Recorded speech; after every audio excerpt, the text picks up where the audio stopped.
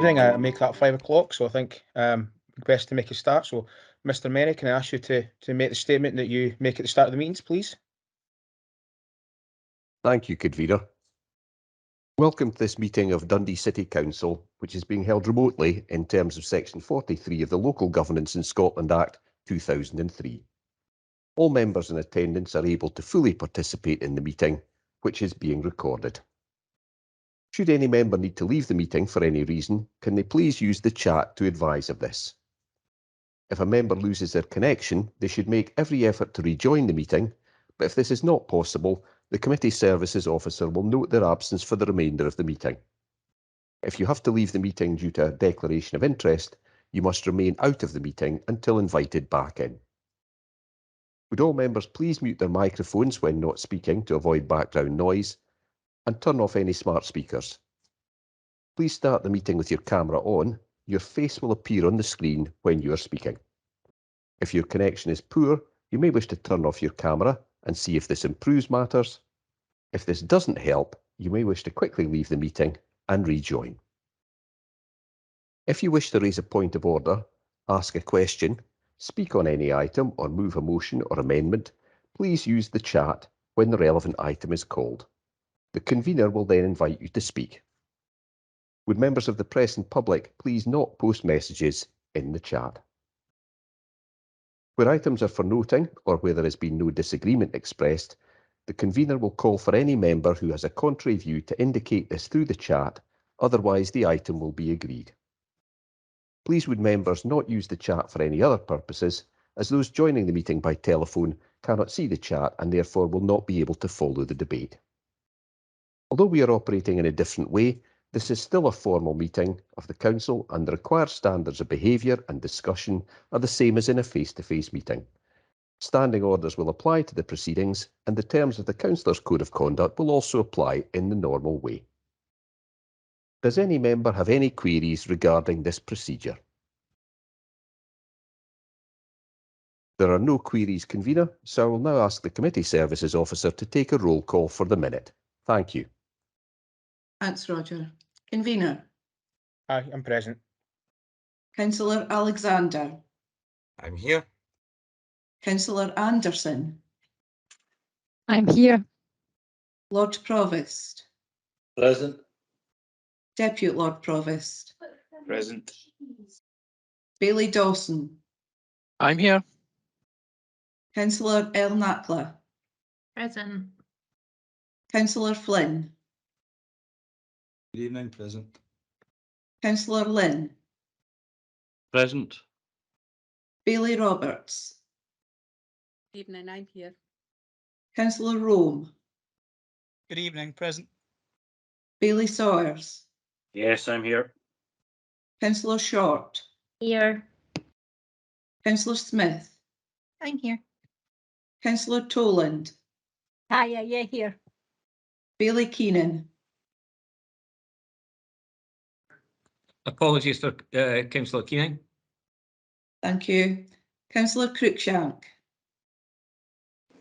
Present. Councillor Finnegan. Here. Councillor McHugh. Present. Councillor McKervin. Present. Councillor Malone. Present. Councillor Scullin. Present. Councillor Shears. Present. Bailey Wright.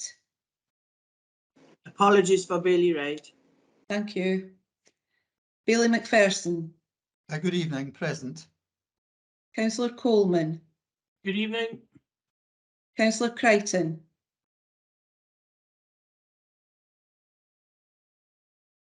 Councillor Crichton. That's right, present. Present. Thank you. Councillor Duncan. Here. Bailey Scott. Here. Mrs McVean. I'm here. Mrs Lake. Present. Mr Chauhan.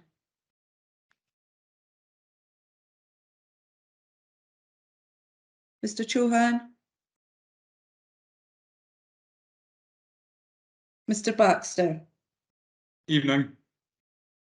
Ms Barclay, Evening. Mrs Javid. Mrs Javid. Mr Anderson McGuinness. Okay, that concludes the roll call. Thanks, Arlene. Can we just now move on to the next item on the agenda, please? Okay. Item 1, declaration of interest. Are there any declarations? Okay, I'm not seeing any indications. Okay. Item 2, broad general education and senior phase attainment and achievement update. This is for noting. Okay, the report is there in front of you. Does any of you have any questions or any comments they wish to make? So Councillor Okay, sorry, it's Cruikshank, chat, Councillor yeah, Coleman so and Councillor Shears. thank you. I hadn't moved, I was looking for hands up rather than chat there, but Councillor Cruikshank, you were first. Thank you, Convener. I welcome the update from officers on attainment in the primary and secondary phases and have some observations and questions which I hope can be answered or clarified. Of the 3 measures which fall under the literacy remit, writing is consistently the lowest performer amongst primary age children. Based on the data available pre-COVID, the gap appears to close by S3. Is this because there is greater focus placed on softer talk and listening skills at a younger age, with reading and writing getting more emphasis later on? Or is this because talk and listening is a more subjective assessment style? And how does reading and writing skills match up with the numeracy scores? As in, are children assessed on how well they can read, understand a problem, and how they write numbers? Or is this purely looking at arithmetic methods and getting the right answers in the end?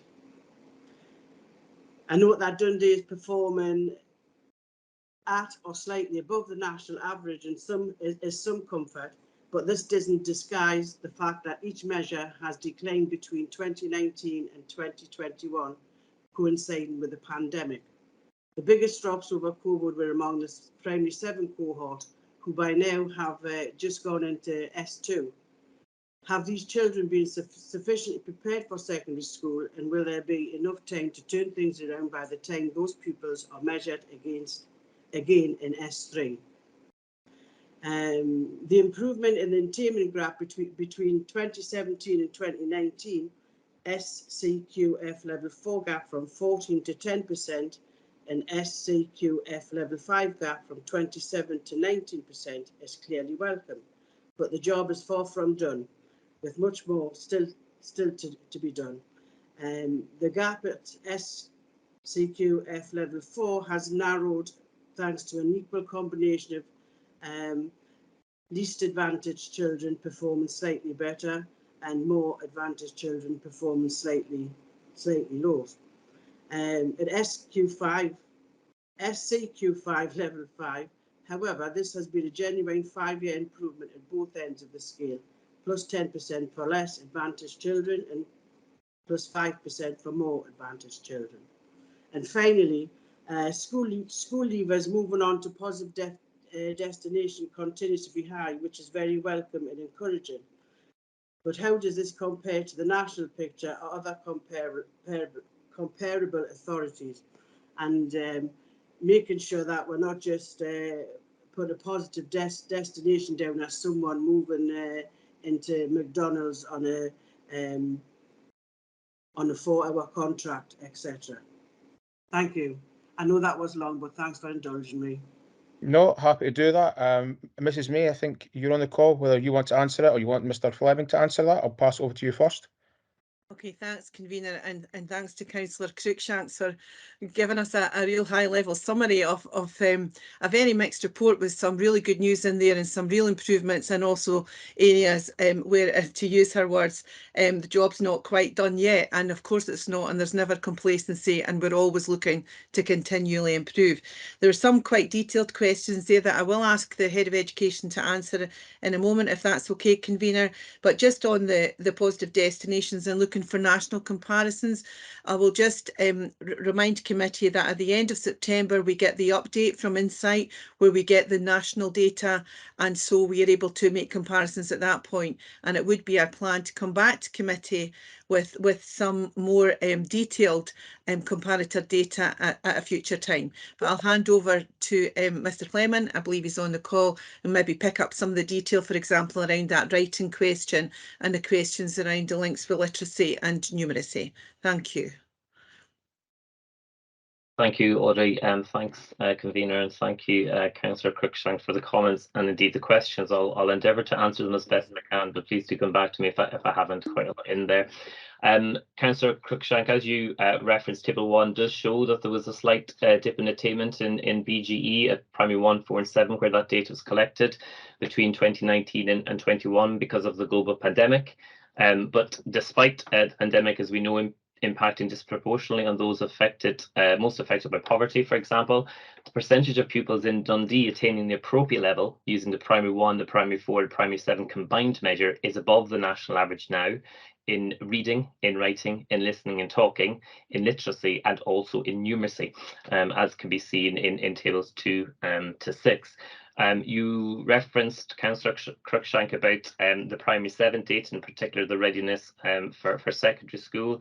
I think it is worth also stating that when we look at our cohort comparisons, so our Primary 7s, the data that you can see on Table 1, when we look at that, when we look at Dundee nationally, those Primary 7s had the least, in the top 3 least dip across the country. So there was great value added there in terms of how those Primary 7s did compared to when they were in Primary 4, which is also good news. But as Audrey said, and as you said, Councillor Cruikshank, we recognise that we have work to do, and we have developed targeted plans to address the universal support to our children and young people in various aspects, including writing, and also some targeted plans that our pedagogy team and others are supporting our schools with. In terms of literacy, literacy is fundamental to all areas of learning as it unlocks access to the wider curriculum. Competency in literacy, including grammar, spelling and spoken word, are essential for all aspects of the curriculum, Councillor Cruikshank, and this does include numeracy and mathematics. For example, key features in numeracy include making notes, explaining choices or processes, and using correct mathematical vocabulary. But because of the importance of numeracy, all teachers have responsibility for promoting language and literacy development. So we're very aware of the correlation between literacy and numeracy and have plans in place to support literacy across the curriculum. Audrey also talked about positive destinations, Councillor Cruikshank, and this is a national measure, also known as the initial leaver destination measure. And that refers to the percentage of school leavers in a positive destination approximately 3 months after leaving school. And that is defined as being in, for example, higher education, further education, training, voluntary work, employment, activity agreements, and personal skills development. And as you already said, we will provide an update to committee thereafter once those are published, indeed in September, but also again the following February. You asked specifically in comparison to the national, to other data. So we are 0.3% below our virtual comparator. So whilst we have seen improvement this year, we are just slightly below our virtual comparator, and that's made up of local authorities with a similar demographic to us, so 0.3% lower than our virtual comparator. I think those were the specific questions that you asked, Councillor Cruikshank, but please do come back if you want further explanation, or indeed if I haven't answered anything that you've asked. Okay, Councillor Cruikshank. Thanks very much. Okay, thanks very much. I'm very grateful for those responses, and I'm hopeful that things are in place and that we'll receive a report in due course. Thank you. Thank you. Councillor Coleman, you're next. Thank you, convener. There's a lot of positive information that comes in this report, and it should be good to have work with the pupils, teachers of the city, and that the data on increase the positive destinations situation for all school leavers is 2016 figure. Even it's still around 6% of people who do not leave. Can I ask if officers members of the assurance as to what is going to improve further the positive that comes for pupils We want to see all people where possible go into positive, productive destinations and leaving school. Okay, Ashley, pass on Mrs. Mayor, Mr. Fleming to answer that. I'm quite happy to come in with a response there, convener, if that's okay, and I'll see if Mr. Fleming wants to add to that. But just to say that this is an area that we are regularly monitoring. Councillor Coleman, thanks for drawing it to our attention. You will see that we have targeted some specific groups, and you'll see in fact that we've got 100% of our care experienced young people moving into a positive destination, as there's been quite a focused piece of work around that. We're also looking strategically at how we work with many partners to ensure improved positive destinations for our children with additional support needs, as the profile of our city is actually showing us that the young people coming through our system in terms of their level of need is becoming even more complex. And so we're working across different partnerships around the Health and Social Care Partnership, our employability team in Dundee and Angus College, and there's actually been quite a few meetings recently to target that area. I'll stop there and see if our Head of Education wants to come in and add to that, but it's very much on our agenda as a priority. I'd want to reassure you of that. Thank you, Audrey. Thanks, Councillor Coleman. Yeah, just to reiterate, Audrey, to say that this is absolutely a key priority for us within our service, but also working across all services within the council to meet the needs of our young people.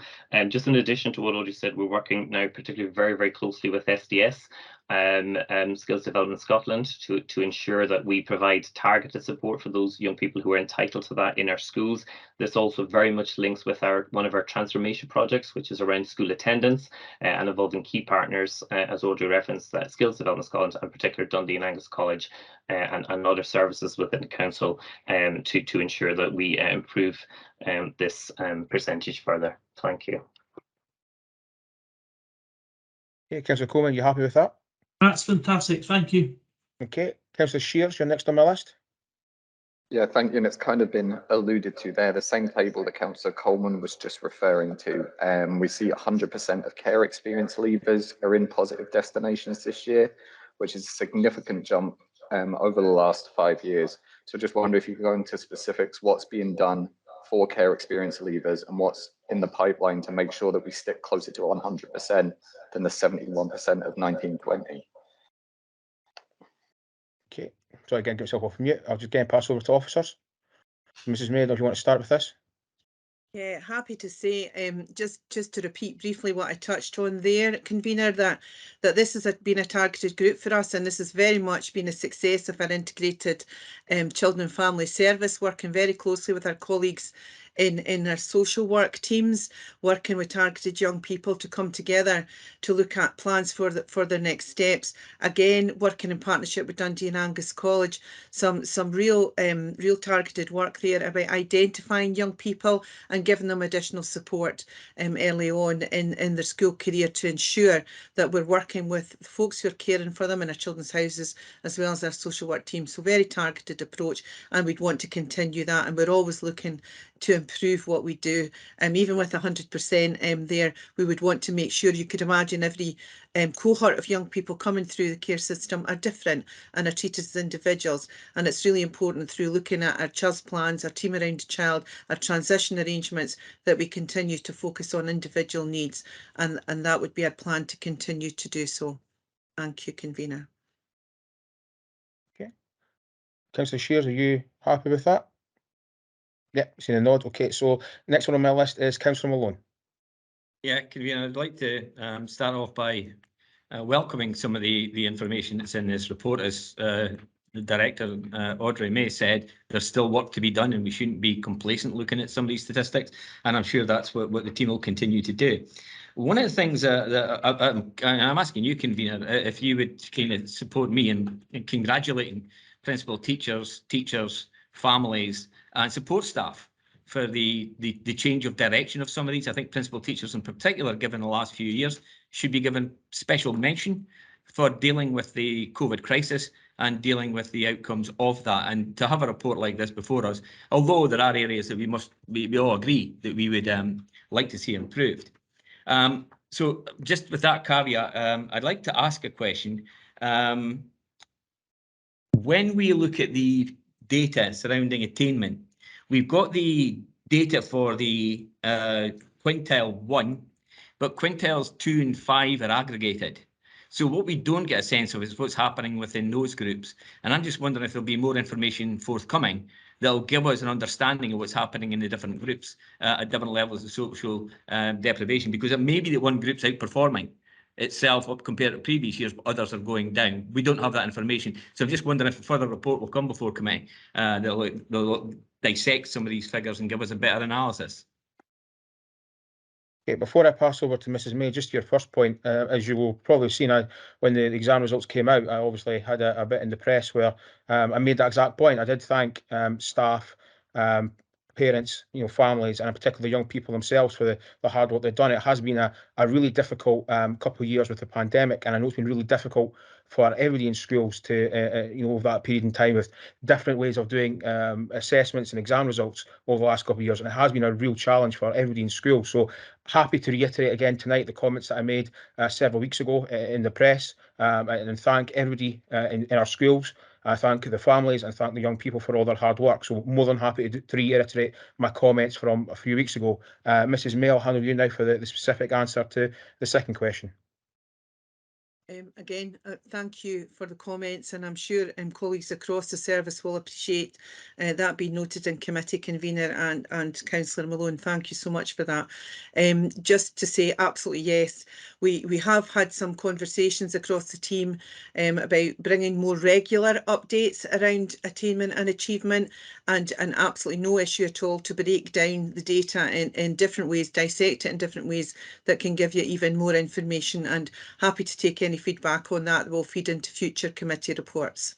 Thank you.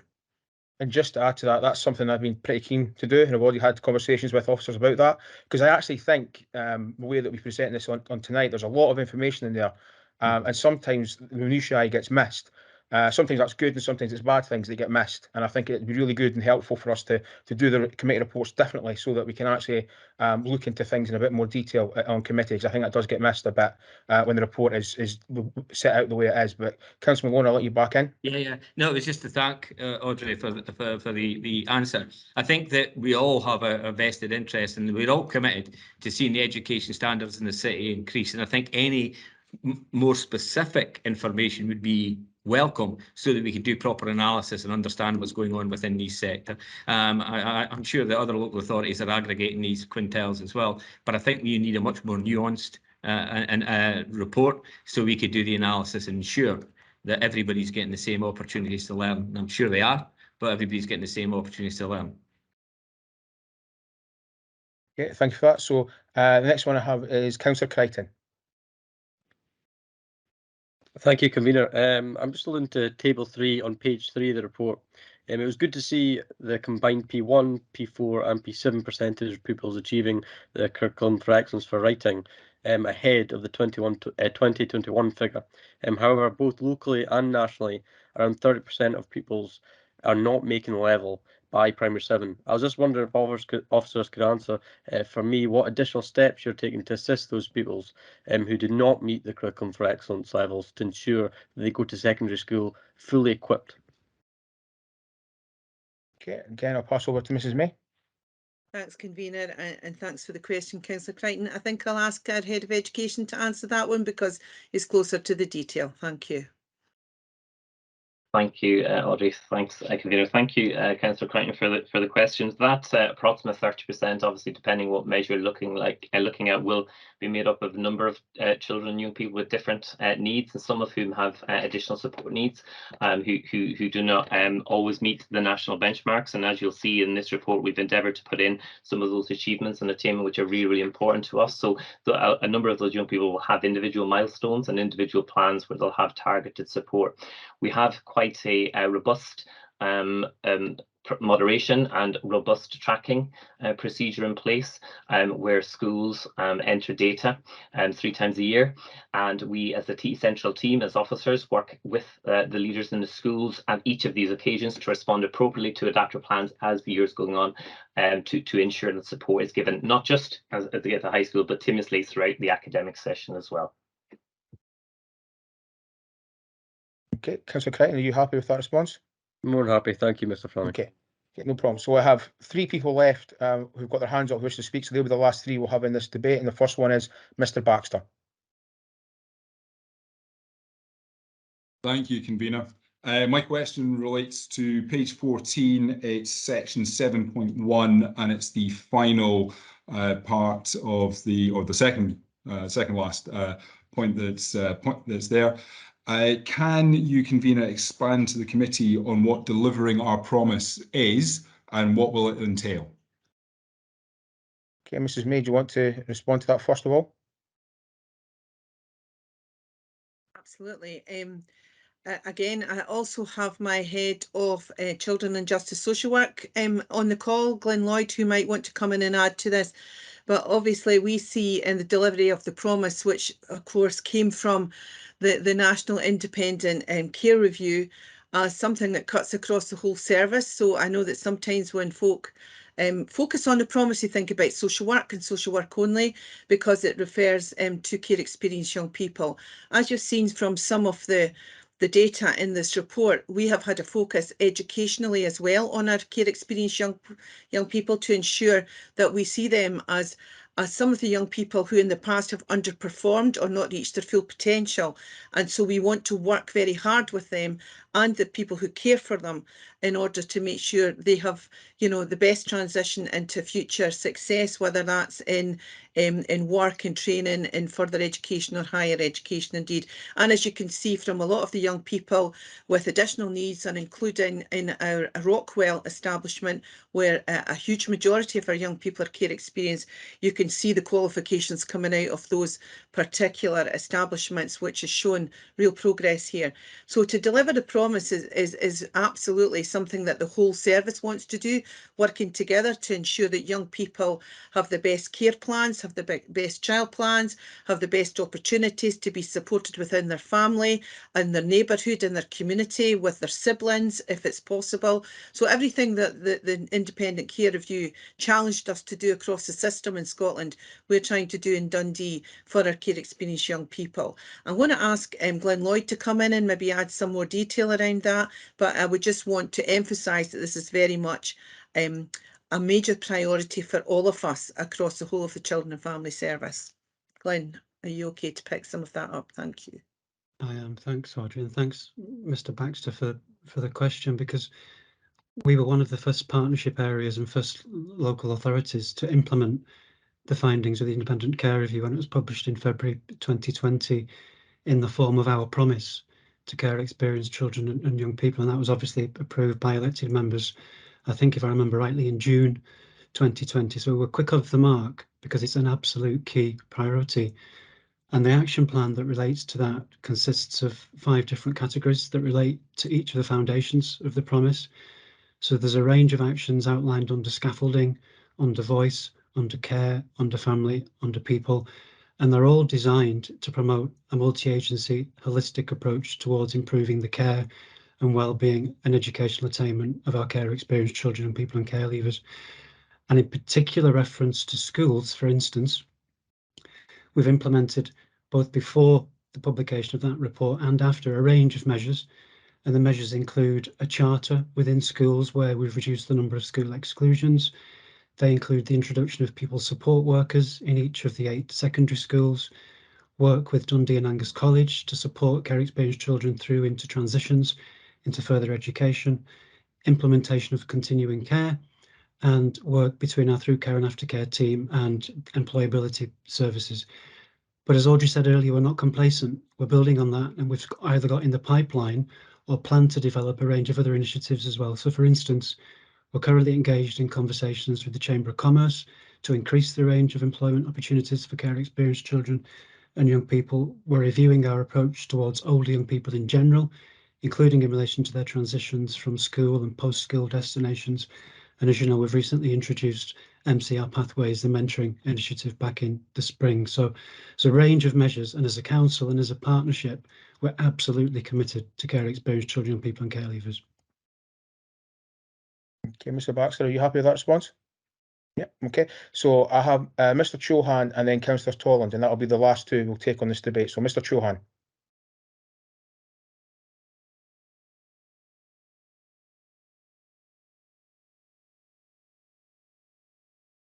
Hello, Mr. Chauhan, are you there?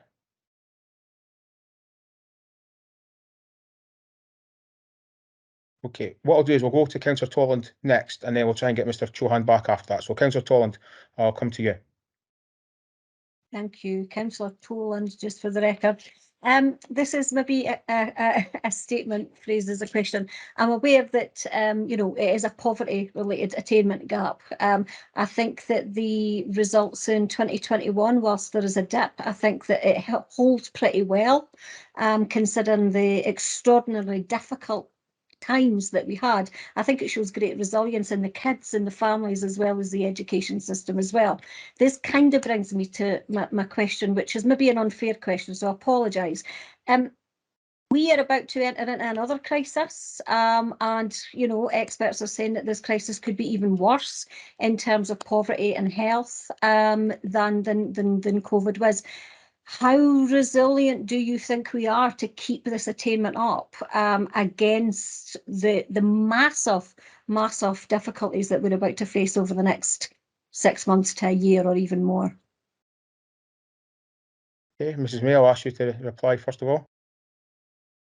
Well, thank you, Councillor Toland, for your remarks to start with, and we also think that we've got amazing resilience in our children, our young people, our families, and our colleagues across the service who have supported them over the last, as you say, really challenging times. And I think one of the things that's been a strength over these last couple of years is that first and foremost that we take care of the health and well-being of our children and our young people and our families, and we put that front and central. Yes, absolutely, we want to continue to improve outcomes so that they go on to have successful futures. But during the times that we've just come through, we've spent a great deal of our time and our effort making sure people have been fed, that we've signposted welfare rights and benefit rights and so on to our families, as we've used our different support services within the council, but also within our own service, our school and family development workers and so on, who are in and about the family homes, who are regularly in contact, picking up vulnerability, challenges, crisis for families, and feeding that back into the system so that we can signpost support for all aspects of our children, our young people and our families' lives. So this is how we work. We work very closely with our social work teams, as I said earlier, to be mindful of families in crisis or needing additional and different kinds of support. We will always want to provide the best education that we can for our children and young people, but we want to look after them as children and young people and families first and foremost. And that's been our priority through the last couple of years, and that won't change. That doesn't mean to say that we're not coming into tough times for some of our families. We're very aware of that, and we'll keep our focus there. Thank you. Okay, you happy enough with that response? Yeah, no, that's perfect. Thanks very much. Okay, thanks much. With that, is this item agreed? Yep, seeing everybody nodding, so can we move on to the next item, please, Eileen? Yeah. Item 3, unaccompanied asylum-seeking children and Ukraine. You have a report before you. Sorry, struggling to get off mute there. Councillor Cruikshank, I notice you've got a question. Thank you, Convener. I welcome Dundee being a member of the National Transfer Scheme, and it's right to do so. And every local authority up and down the country should play a part in its hosting innocent young people displaced by the horrors of war and persecution in their homeland. I'm glad to say we remain committed that refugees will always be welcome here. Can the Council therefore confirm that this scheme will continue to apply for the duration of the war in Ukraine and will not apply to any subsequent conflicts elsewhere in the world? Having read the report, I'd be grateful if officers could answer the following questions. The report notes that each Ukrainian young person is defined as a looked after person, which means they are assigned a social worker. What resources, training and language arrangements has the Council made to support them in this work, especially since 6 courses were removed from social work shortly before the local elections, and can an already stretched team meet these additional pressures? Do we have any indication as to why the majority of young refugees coming here are male, Is there anything to suggest that young women may be trapped elsewhere, subject to human trafficking or other such issues? Does the Council flag this gender imbalance as a potential concern to human rights agencies and the UK government?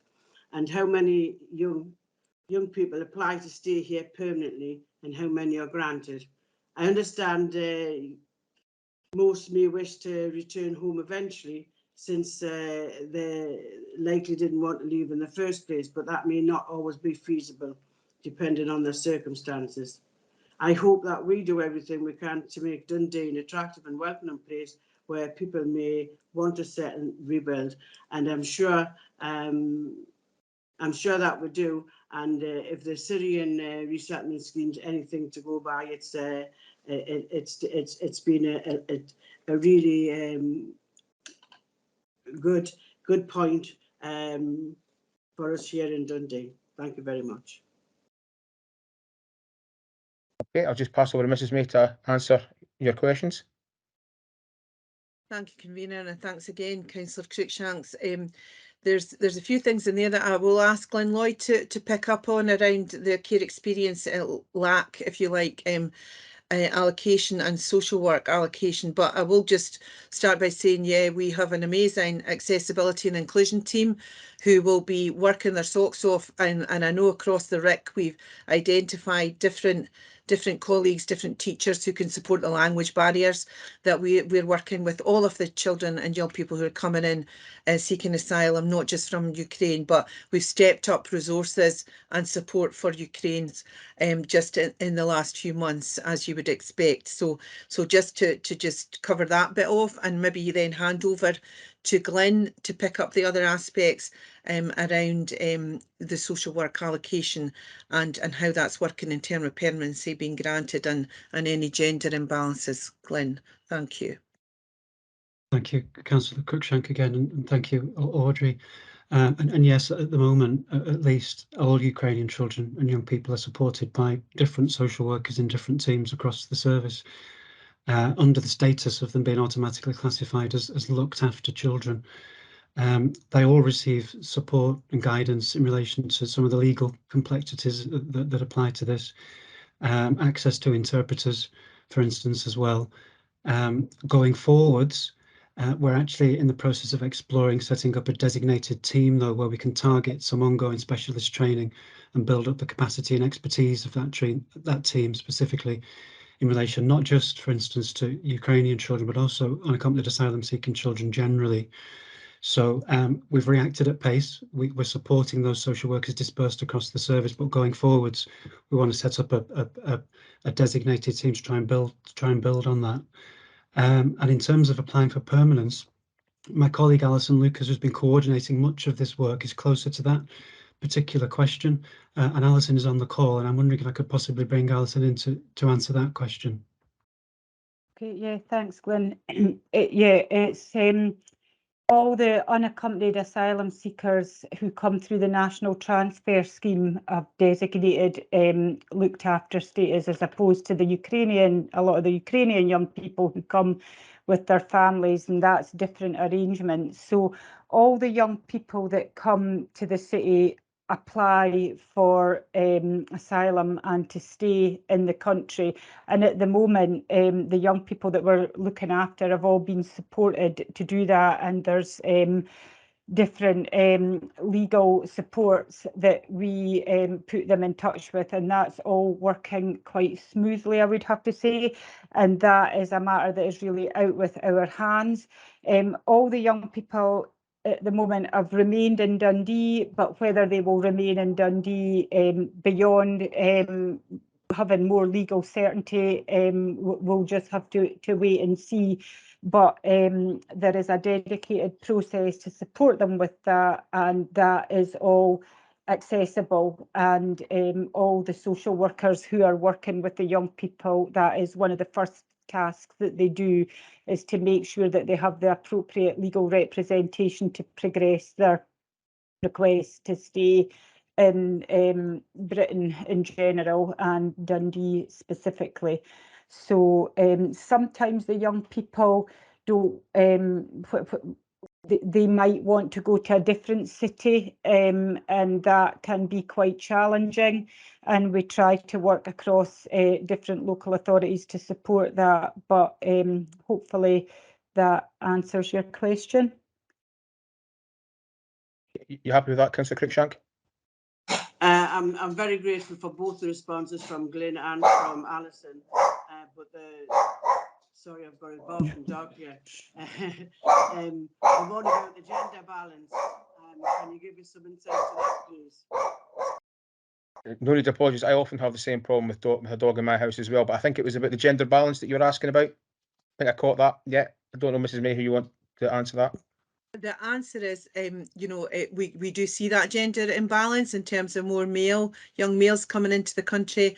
Right at this moment in time, I don't have an answer to why that would be the case, but happy to take that away and do a bit more research around that and come back with some more information for Councillor Cruikshanks and others. Happy to do that, convener. Okay, thank you. Okay, Mr. Baxter, you the next one I saw with her hand up. Thank you, convener. My question relates to page 22 and section 5.1, next steps. Just a quick one. Could the convener explain, it says the focus over the next 12 months will be the development of resilience within staffing structure in order to adapt and respond to the needs of children and families impacted by the range of humanitarian crisis.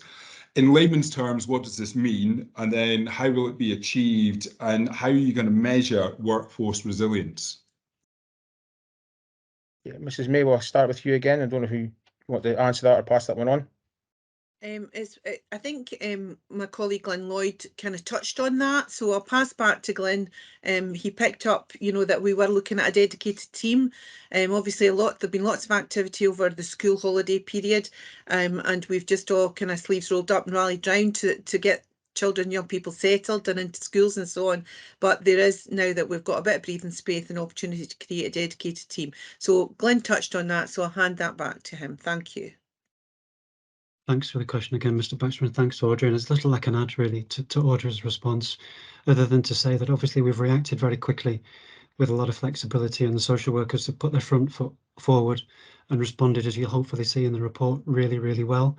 But going forwards, using the funding that you'll have seen outlined in the financial implications section of the report, we do want to set up a designated team, and it's within that team we'll add greater capacity and greater resilience. Okay, you happy with that, Mr. Baxter? Yeah, more staffing is basically, yeah, okay. Okay. Councillor Alexander. Really brief comment, convener. I think I just wanted to pay tribute to the staff that have been involved and partners and volunteers across the city, because I think there's been extensive work over a period of years now in terms of responding to international crises, whatever form they take. And members and officers will know my view on these things. We always stand up and we are always counted when it matters. And I think this is another demonstration of the commitment of our staff and, as I say, of other agencies to support that kind of work. So I really want to commend officers and also thank them for the inclusion of case studies. I know that sometimes I sound like a broken record, but I really do see the value in providing a real life example of somebody's personal story, albeit anonymised. And I think these two examples help illustrate and show exactly the situation that people have come from and also what we're doing to support them in their time of need. So really just to put that on record. Thanks. No, thank you, Councillor Alexander. That's much appreciated. Mrs. Leck, you're next on my list. Thanks, convener. Like everyone else, I am absolutely delighted and amazed that the authorities have managed to do as much as they have for these young people. But we know how important the home-school liaison is, where a young person has access to their own bedroom and their own table to study, etc., etc. And I've maybe missed this, and apologies if I'm speaking out of turn here, but I just wonder, you know, have a lot of these young people, are they still staying in the hotels? Have we managed to get them the proper resources to be able to be living in a house? Are we working with our housing department so that we can ensure that this happens? Because I just see this as so important, and I'm not the only one that sees it. I know that all of you will see it as important, but I'm just wondering where we are with that. Okay, pass over to officers. I think Greg's got sorry, the Chief Executive's got his hands up, so I don't know if Mr. Cogan, you want to answer first? Yeah, thanks, convener, and thanks, Mrs. Leck, for the question. Just to give committee the assurance that officers across the whole council, so the Housing Department, Communities Department, Children and Families, Corporate Services, are all working hard to identify suitable accommodation within the city. We're also looking for any support that could be provided from Scottish Government. At the moment, we have the super sponsor scheme where individuals are coming to the city and are being placed in some of our hotels. And then we've also got the Homes for Ukraine scheme where individuals are staying with people who are sponsoring them. So the long-term accommodation is something that we're acutely aware of, and we're working across the council and partners and Scottish Government to try to find ways to resolve the issues, given the importance of permanency. I would just pick up on something that Mrs. May said earlier, that what we are finding is the Ukraine families that are coming to Dundee, and having met some of them personally, are so overwhelmed by the response, the reaction, the love and kindness that they are receiving, and also some of the employment opportunities that are being made available to them, that they are requesting to stay in Dundee. So we are finding that to be a trend, and it's something that we are working very hard to try to support where possible. So hopefully that answers that question, convener. Okay. You happy with that, Mrs. Leck? Yes, thank you. Okay, so can I just apologise? I'm having issues with my machine tonight that I'm not seeing some of the chat notifications. So I appear to have missed both Billy McPherson and Councillor Shears from earlier on. So apologies for that. I just didn't see it come up on the notification. So Billy McPherson, I think you were first out of the two of you, and I'll pass over to you now. Thanks indeed, convener. And I should say that given the order in which you've taken people, in fact, Councillor Alexander, well, I don't know if it's a case of fools seldom differ or great minds think alike, but the bottom line is I had two substantive points to make. One was how much pride I think we should all have in the staff and partner organisations for the hard work that they have put in and the commitment that they have shown in order to do our best for the young people and indeed all asylum seekers who have come to the city, and showing the big heart that Dundee has.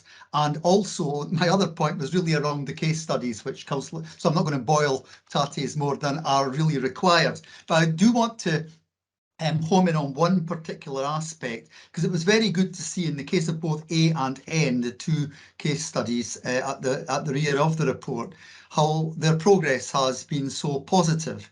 And both reports, both case studies allude to English for speakers of other languages and the support that is given in relation to that. Now, being very nostalgic about the Mitchell Street Centre and its closure, I had my award surgery there for many, many years before its closure.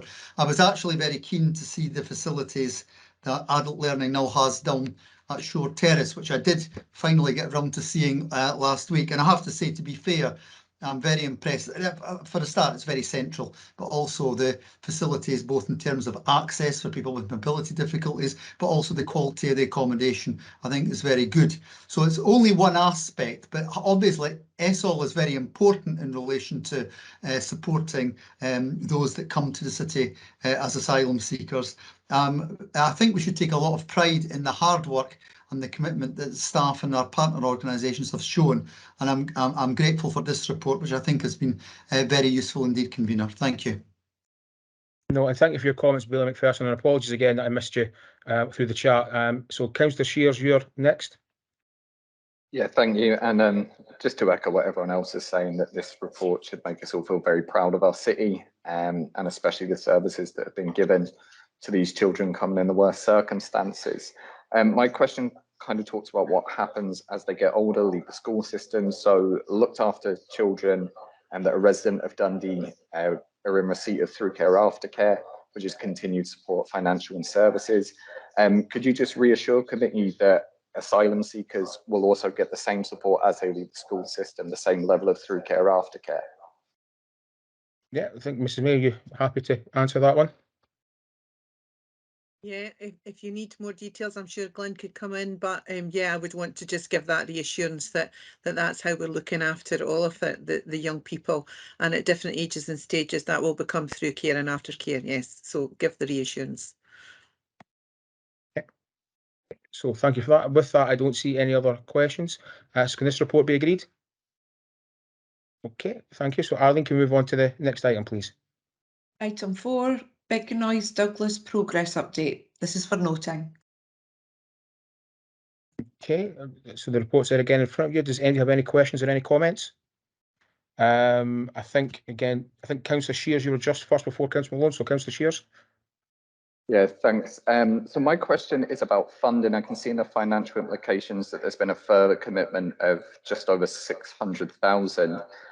It's two questions really. Firstly, how much additional funding will be needed to continue the project? And secondly,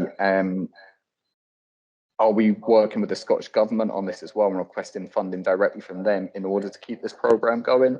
It looks like an absolutely fantastic programme, not just for the children, but it's also providing 21 jobs in the city as well. So are we approaching the Scottish Government for help funding this project? Okay, Mrs. May, I'll ask you to answer probably certainly the first part, and then we'll move on to the second question in a second. But Mrs. May. Convener, I just noticed that Councillor Alexander put his hand up. I don't know if he wants to answer that question first. I don't know if you can see him. Yeah, I can see Councillor Alexander, but I was going to bring him in after the other people who were in before him.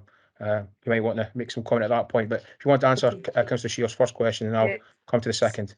So just to, I suppose, reinforce that this is an update on the programme, and so pleased to hear that you've received it well, and Councillor Shears, and it's a very positive programme, a very positive report about the successes for the children in these two schools and in the community and their wider family. So that's great. At this point, we don't know what's happening for funding going forward. As you can see, we don't have a commitment, but there is commitment to continue to work in partnership for fundraising. And this year we've been able to give that 623,000 etc. for carry through some of our carry forward and additional funding we've received through budget underspend. So going forward we would need to find more than that, and so we're not able to say very much about that funding right at this moment in time, but there will be continued discussions and continued efforts to work in partnership to fundraise going forward. And in relation to your second question, I think it's fair to say that as an administration, we're never slow to contact our colleagues in Scottish Government if we think there's something there, but we will certainly do that. Anything we would do, we will do in collaboration with our partners in this, Big Noise, and work with them before we do anything like that. But that's certainly, we're never slow to go forward with things like that. So be reassured, if that's something we think we can do, we will do. Okay, with that, Councillor Malone, you were next. It's very much along the same lines as Councillor Shears about the Systema project, Big Noise Dundee. If you look at the research that's been conducted by Professor Jindal Snape of Dundee University, you could only see positive outcomes from this project. And it's given children in the city a real opportunity to develop life skills, and the opportunity, because music isn't just about playing an instrument, it's about reading, it's about timing, etc. So there's lots of additional skills that come out of that. I guess I'm reassured to hear that there's Councillor Hunter, you're saying that you're going to go to the Scottish Government. Perhaps, given the impact it's had on the city, it might be helpful if the Chief Executive was to write to the Scottish Government as one of the key stakeholders in this project. Yeah, as I said, I think, as I said in answer to Councillor Shears, this is something that we would do in collaboration with our partners in Systema and the Big Noise. So that would certainly be something we'd have a discussion with them about how we would do that. I think that's only appropriate to work with our partners as well. So certainly something we would happy to have those conversations with our partners and then take it forward from there. Okay. Next one I have is Billy Scott. My question was just the same about the funding and the efforts we're making to ensure that the project can continue to be funded in future years, because it would be awful if it came to a sudden stop and we weren't able to keep it going. So yeah, anything you can do to find the funding would be much appreciated. Okay, thank you, Billy Scott, for those comments. Councillor Alexander, I'll let you in this time. Thanks very much, Convener. I always defer to your expertise in such matters. I just wanted to say a couple of things, I suppose, in reference to the report. So to pick up a point that you've already made, I think that commitment is absolutely there, that as it says under financial implications, that shared effort to make sure that we'll look under every rock to see how we continue with the project. But I really wanted to keep my comments more to the substantive point in the report itself, because this report is a progress update and it makes for good reading, of course. And I was very pleased to be able to get along to the RSNO event, which is detailed under 4.5. And I know there's a number of different areas for development that are identified in 4.6 as well. So just wanted to commend the work that's been done so far. And I know that there's an ambition to continue that going forward as well, and to congratulate the young people that have been involved in this project, because I often see the sense of pride on their face at the various events that are undertaken throughout the course of the year. Thanks. No, thank you for your comments. I'm just double checking because I always had problems tonight with seeing everybody, so I'm just double checking that Councillor Alexander is the last person who wishes to make a comment. Nobody else wishes to come in. And with that, can this report be noted? Okay, and with that, that's the Children and Families Committee. Thank you very much, everybody. Thank you, Convener. The next committee is the City Development Committee. Good evening, everyone, and welcome to the City Development Committee. Arlene, I believe you're doing it tonight. Yeah. So item 1, declaration of interest. Are there any declarations? Yes, I have a declaration of interest.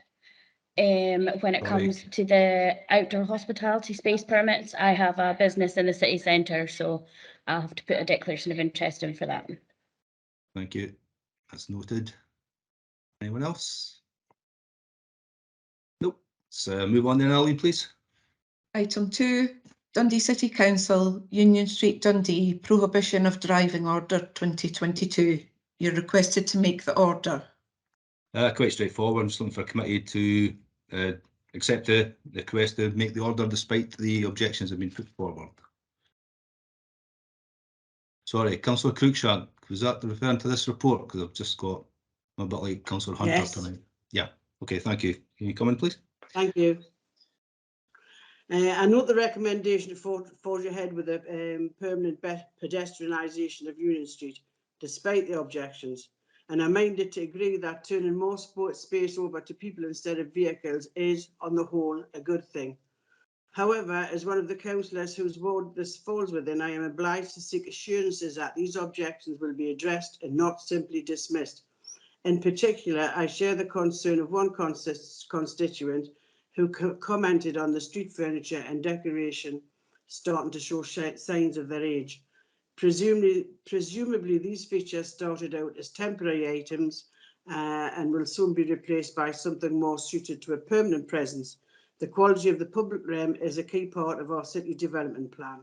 Furthermore, can officers confirm whether any subsequent action will be taken to manage the impact of displaced vehicles, both moving and parked from Union Street to the immediate vicinity? In particular, Whitehall Street has long been a point of congestion and pollution, which will have only increased with the loss of Union Street as an alternative route.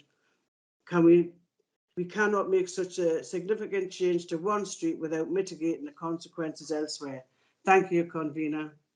No, thank you for your comments, and I think it's important to note that this is a street which is actually showing what we can do in the city. It's certainly not finished by any stretch of the imagination, and I'm working hard to get more funding to actually progress the project further.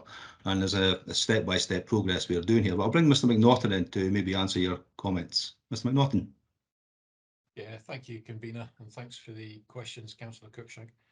The first point about the street furniture showing signs of age, which we do recognise, we have been and we will continue to do interventions to renew the temporary measures, and they were temporary measures as you identify, prior to progressing permanent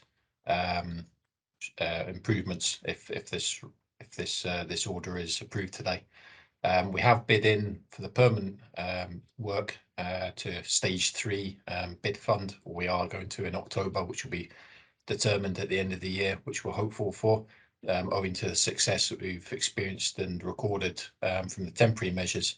So we're bidding into external Scottish Government funding through Sustrans in October, and that will progress the permanent works, which will be more akin to what you would generally tend to see for permanent streetscape proposals. In terms of the traffic flow from the closure, the traffic is being monitored, and we will continue to do that. We are also, as was noted in the city centre strategic investment plan, which will be coming shortly, we are looking to do further traffic modelling on various options throughout the city. And again, this will form part of that to see how it interfaces with traffic flows in conjunction with other measures as well. Thank you for that. Is it, you want to come back, Councillor Cruikshank? No, I'm fine with that, thank you. Thank you very much. Councillor Short, please.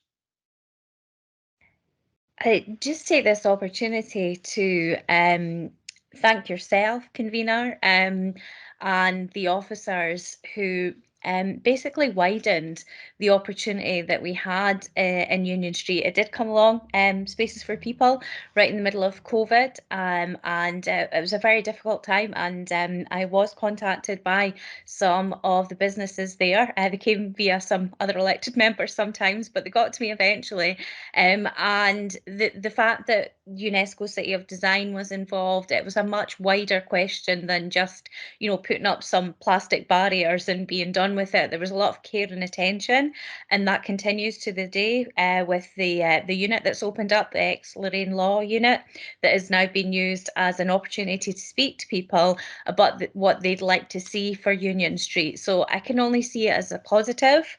As we move away from a situation where cars and vehicles take precedence, but also very much would like to bring to the wider world some of the conversations that we've had, you, myself and you and officers, about the need to continue to bear in mind that we have people who will have restricted abilities who need access to the city centre as well. So to make sure that we do have areas where blue badge parking, for example, can take precedence if we have less influence as we get closer to low emission zone for cars in the city centre. So altogether, I think it's a really good news story, and I'm really looking forward to the long-term changes that this will enable across the wider city centre. I think anybody would say that we were very ambitious when the city square lost its pedestrianisation. It lost its cars way back in the day, and then it was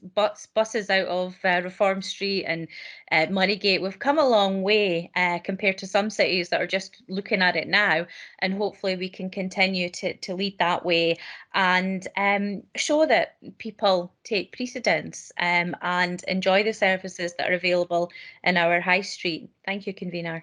No, thank you. Thank you for the comments. It's a lot of hard work going into this by a number of people, and I think it's not finished by any stretch of the imagination, as I said earlier. So thank you. There's no more comments, so can I take this report as read? Thank you. Next, please, Ali. Item 3, Dundee City Council, School Streets, part-time prohibition of driving order 2022. You're requested to make the order. Right, thank you for that. It's following on from the City Development Committee report on 24th of January this year with regards to school streets, and I'm looking for the support of the committee to move on with this despite the objections.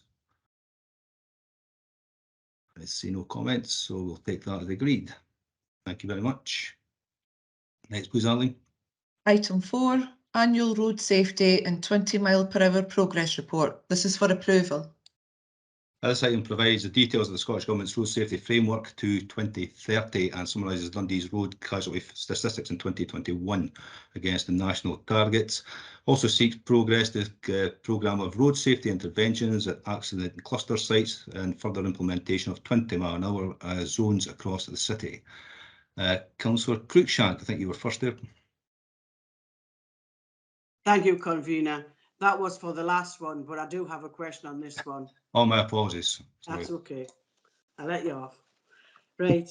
Can officers please confirm that the principal roads network marked in black on the map in Appendix B will be exempt from the 20 mile per hour restrictions, both in current and future plans? Whilst common traffic and residential streets is a good practical idea, which has my support, I'm mindful that main roads do serve a different purpose and should therefore be treated differently, especially since they already have measures in place to improve safety for pedestrians. In particular, as we seek to encourage modal shift away from private cars, main corridors used by local bus routes should be exempt from this restriction. The proposed areas for 23-24, Dundee, Kirkton, St Mary's, Midcraigie, Gotterstone and Whitfield North. Thank you. Thank you. Mr McNaughton, would you like to comment on that, please? Yeah, thank you, convener. Yes, I can confirm that's correct. The strategic road network shown in the appendix in black is exempt from proposals for future 20-mile-an-hour schemes. It represents about 25% of the road network length. That does corroborate with the previous 2016 public consultation, which was undertaken and supported that basis.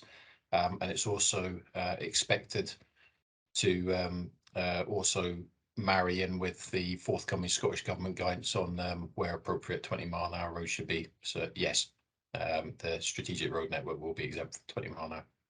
Thanks for that, Ian. You want to come back, Councillor Cruikshank? Is that okay? No, I'm satisfied with that answer. Thank you. Thank you very much. Councillor Duncan, please. Yeah, thanks, convener. Just with reference to Appendix C, I'm pleased to see that there's for future assessment for 20-mile-per-hour sites. There's 3 locations in the Ferry ward have been mentioned: Warriors Drive, Montague Street, Strathire Avenue. I'm sure that myself and others could give you a list as long as our arms about other potential sites. But so it's good to see it's being looked at. But my question really is on the accident investigation and prevention sites. The one on Strathern Road at Fairfield Road, I know has been approved, but has been carried over from 2021 to 22. I'm just wondering if we have clarity on timelines as to when that work will actually be carried out. Thank you again, Mr McNaughton. To follow up with that. Yeah, thank you, convener. I'm certainly happy to email you after the meeting, and I'll get a confirmation of the programming dates for that site. That's fine by me. Thank you. Thank you. Can you also pass it on to all the ward members, please? Thanks. Councillor Crichton, thank you. Next, please. Thank you, convener. Bill McPherson. I am very pleased to see that Blackness Road Avenue and Balview Road Junction improvements are now imminent, and the work will take place in mid-October. As there have been numerous minor accidents here, we're really grateful for officers that have put in the work to improve this junction, mainly around signalling and the message electronic signalling on Blackness Road. Can I ask what the monitoring arrangements will be when these measures are in place, and to see if the measure to prove what's sufficient given the history of accidents in this location? Thank you. Mr McNaughton again, please. Yeah, certainly. Thanks for the question, Councillor Crichton. The monitoring process is it's a follow of our road safety audit process. So we undertake a stage 3 road safety, which looks at site inspections, accidents, and also driver behaviour, and then that follows through into a stage 4 road safety audit process, which monitors the accidents over a 3-year period, so annually over a 3-year period. And again, at any stage in that process, adjustments will be made and brought forward to rectify any issues which are identified by the team. Thank you for that. Councillor Crichton, is that okay? No, thank you very much, Mr McNaughton. Okay, thanks. I thought I saw Councillor Rome. Yeah, Councillor Rome, please. Yeah, thank you, convener. Just similar to Councillor Duncan, just to welcome in 6.2 the rollout of the scheme to the Willows and the Ormiston Crescent area, because I know that's something that residents have been asking for, and also to note the focus of the AIP on the Old Claverhouse Road, because I believe that's a junction that's been in need of some attention. So thank you for that. Well, thanks for that. I think it's also worth highlighting maybe just that when they start the projects, it's probably worth just notifying, which I'm sure you do anyway, Ewan, that the local members are involved and informed of when anything's starting within the ward. So thanks very much. Okay, take that as agreed. Yes, thank you. Next, please, Arlene. Item 5, Dundee Road West, variation of speed restrictions. This is for approval. Again, it's just another traffic regulation variation order to reduce the speed limit from 40 miles an hour to 30 miles an hour in the section of Dundee West Road in order to improve the road safety approaching the recently installed pedestrian crossing. Oh, Bailey Scott, sorry. Thank you. It was just to say that this is probably very much needed, because they still have the situation where cars are trying to pass each other on the dual carriageway section of Dundee Road before they get to the crossing. So it makes sense to do that. But on reading the report, I reflected on how things have changed over the years and how we've moved towards giving priority to pedestrians and cyclists. I remember over the years on Dundee Road, I've had umpteen requests and meetings and representations being made and what a battle it was to put in road markings and then to put in the pedestrian refuge. And in 2011, when a report came to committee about speed limits in Dundee and the AA 930, it was being proposed to reduce the speed limit on the Monifeith Road section, and I had to move an amendment to get Dundee Road's speeds changed back, because at that time the 30 mile an hour limit started at Ellerslie Road. Yeah. So I moved an amendment to get it brought back to Ralston Road, and now it's been moved further along to Christian Road. So I thought it was just worthwhile reflecting on how things have changed so much over the years, and now we are focused on giving priority to pedestrians and cyclists, which is probably the right thing to do. No, thank you for that, and you're absolutely right. I think the hierarchy has changed quite dramatically over the recent years, especially, and it's a very much a focus of what we're trying to do within the city, along with making it safer across many areas. Can I take this as agreed? Thank you very much. Next, Alvin, please. Item 6, Lochie Road, Cleckhorn Street Junction, prohibition of right turn manoeuvres, traffic regulation order. This is for approval. Yeah, just as we said, looking for an approval of traffic regulation order to prevent right turn manoeuvres at the junction of Lochie Road and Cleckhorn Street. Billy McPherson, please. Thanks, Convener. A couple of questions. Firstly, this prohibition has actually been in place since, if my memory serves me correctly, since early March. And I'm just really wondering if officers could confirm what the process then is. Have we had the prohibition without a TRO in place up to now? So I'd just be grateful for some clarification of that.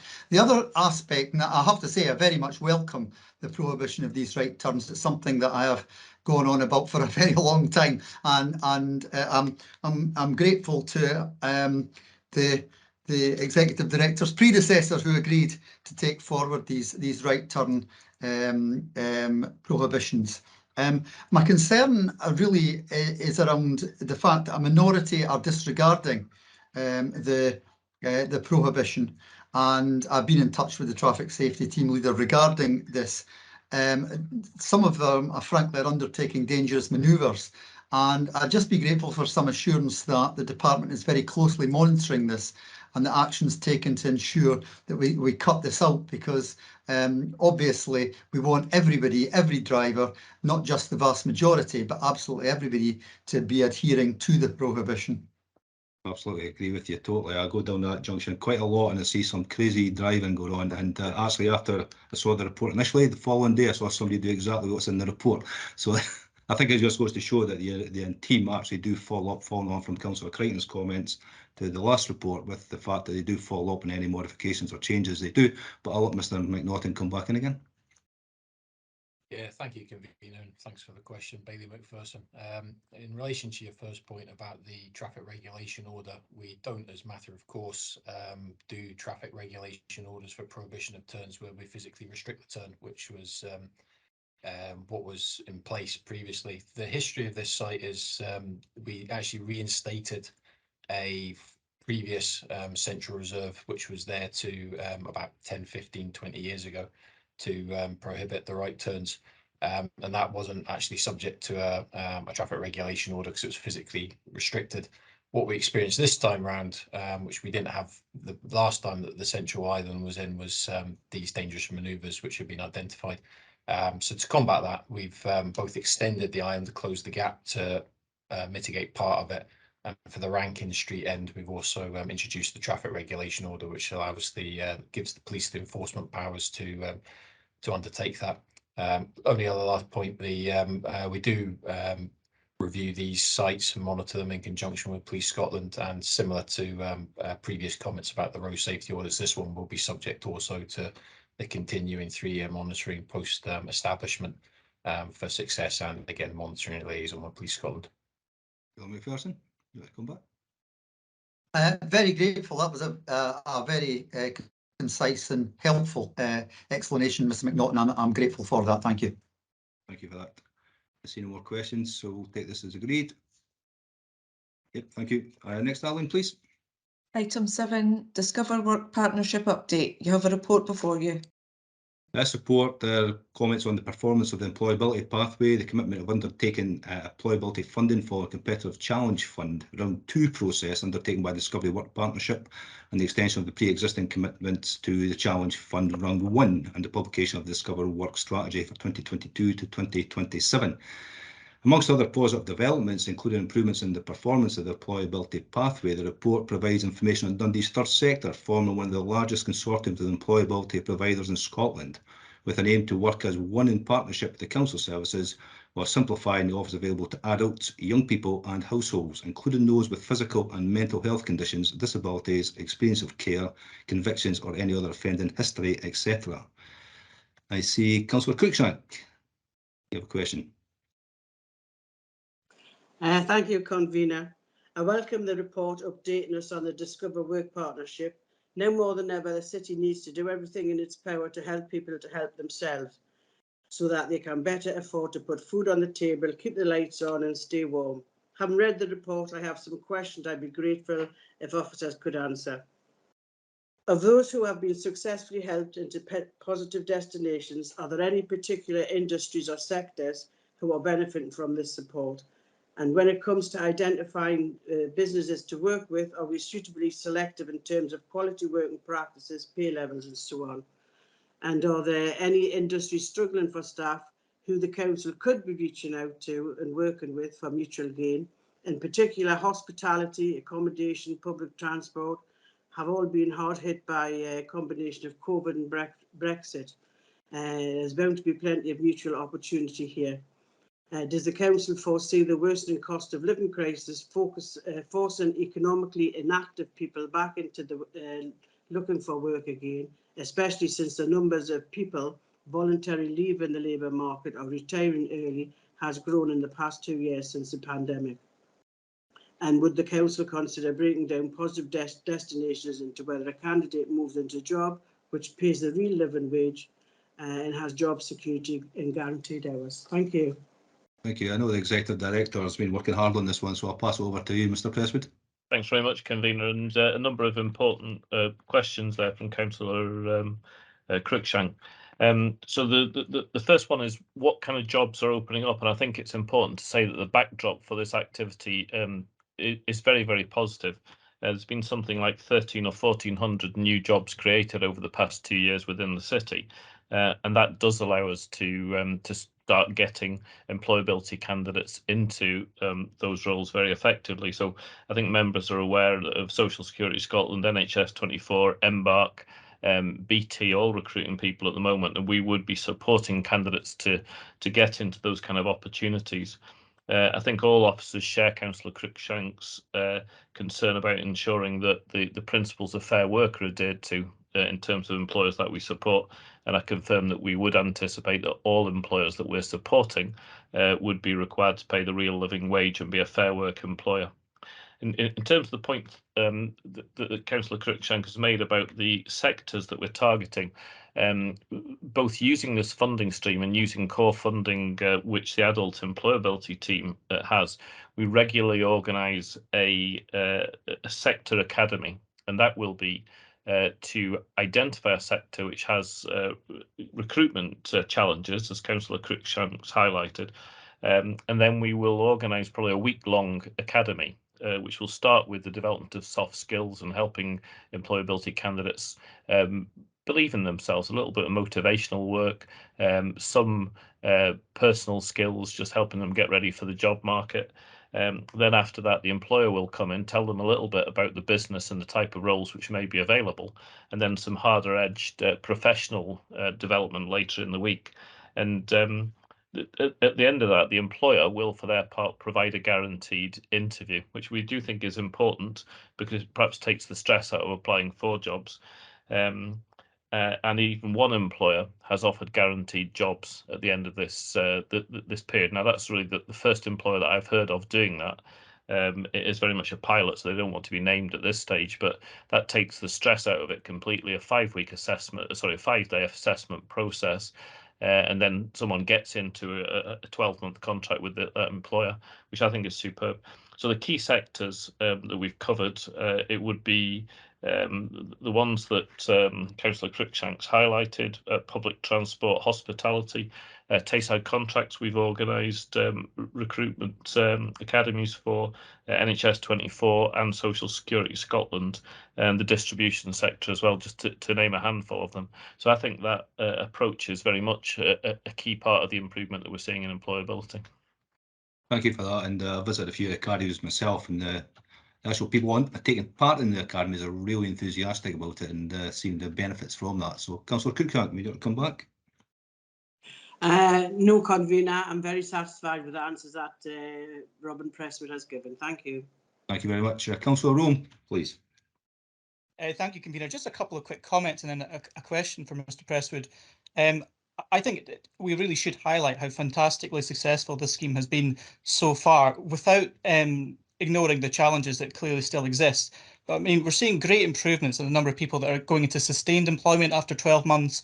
And as Mr. Presswood says about the guaranteed job interview, is getting people life skills and the confidence to go on applying, even if they don't necessarily go into their job at the end of a training course, which is all fantastic things that are happening. Later on in the paper, there is a highlighted the efforts need to be focused on reaching those people that aren't quite being reached at the moment. So I don't think there's any hiding away from that. 8.3 is quite clear about the scale of works that are needed. So I'm really pleased that, you know, we do have that focus on these people that aren't being reached by existing programmes. My question is just in terms of advertising this and getting this out to the people that need to know about these workshops. Now, obviously, one of the localities that's mentioned is the North East Ward, and I have seen social media come up for things that are happening, but as I think I've raised before, sometimes these things come up a day after they happen or a few hours before the event happens. So I just wonder, in terms of proactive media and being engaged with elected members as well, if we could maybe make sure that if something is going to happen, and I appreciate sometimes things are spur of the moment, but if there's going to be something in a community centre, that elected members get as much notice as possible in order to share that on our social media pages, because I think that'll be helpful in terms of using the reach that we have to reach people. Yeah, very happy to arrange that, Councillor Rome. I think the local elected members often know people in their community, and by sharing it on their own personal social media, it certainly gets to a greater number of potential clients. So I'd be very happy to do that. We believe the geographical targeting that you've highlighted is an immensely important thing. It's one of the key objectives that Discover Work has set out in the strategic plan, is making sure that we get to the hardest hit SIMD areas in the city. So we're very keen to develop the marketing approach further, as Councillor Rome suggested. Thank you for that. Enough of that, Councillor Rome? Yeah, very happy with that. As I say, it's just about being able to advertise that to people before the event happens. So very happy if we're going to use the geographical targeting tool and try and get that information to elected members a significant amount of time before it happens. But I appreciate that's not always going to be happen. And again, I don't think we'll be able to share everything, but you know, it's great that we've got that focus going forward. Okay, thank you. I see no more questions, so I'll take this as agreed. Yep. Okay, thank you for that. Next one, please, Ali. Item 8, outdoor hospitality space permits. This is for approval. This item seeks approval for the introduction of a new council permit scheme for the management and control of outdoor hospitality. I see Councillor Shears. I'll see you first. Hiya, thank you. So the Labour Group are proposing a motion on this item. If I could ask Committee Services to circulate that, please.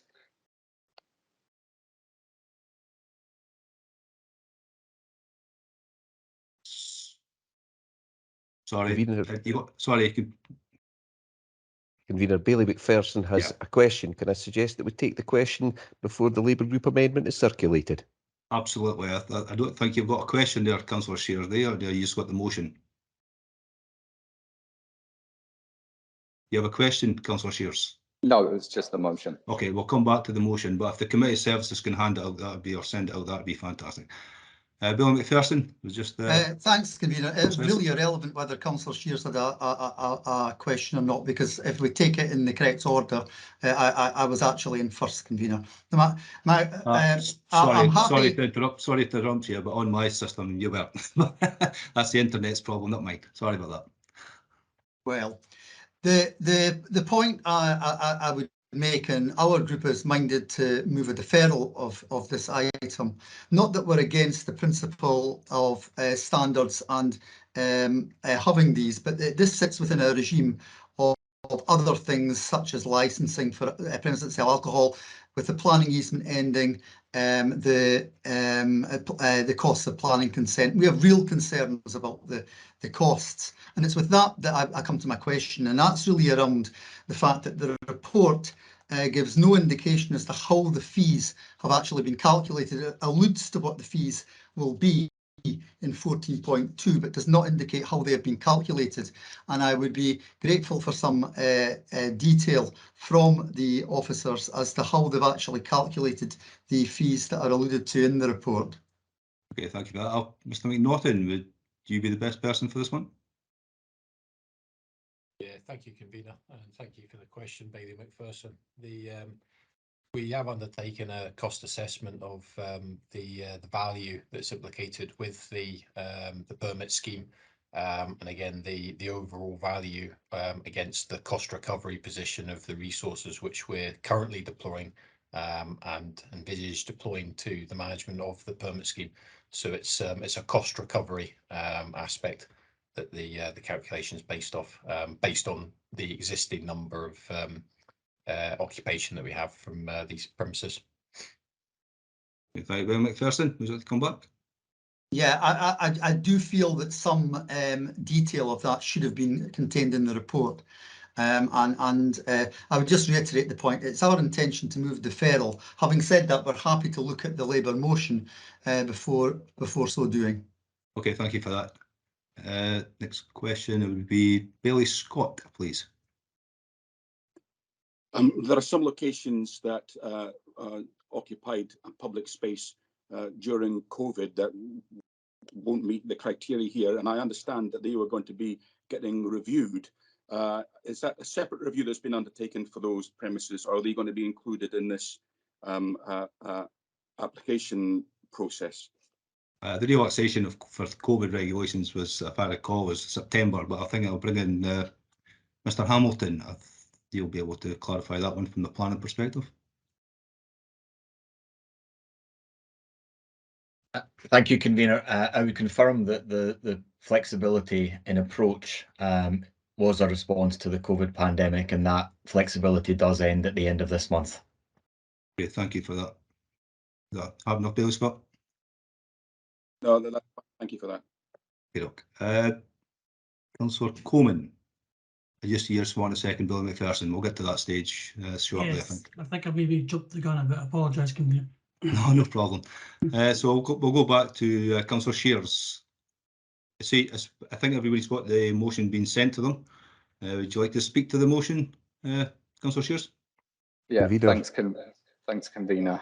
So with the sizable costs involved in new outdoor hospitality space permits, we're proposing this motion to help mitigate some of the other costs that businesses may incur and to remove some of the red tape to make this process as smooth as possible. In a cost of living crisis, it's imperative that you assist businesses where we can. Dundee's hospitality sector is vital to the city's economy and it needs to be helped, not hindered.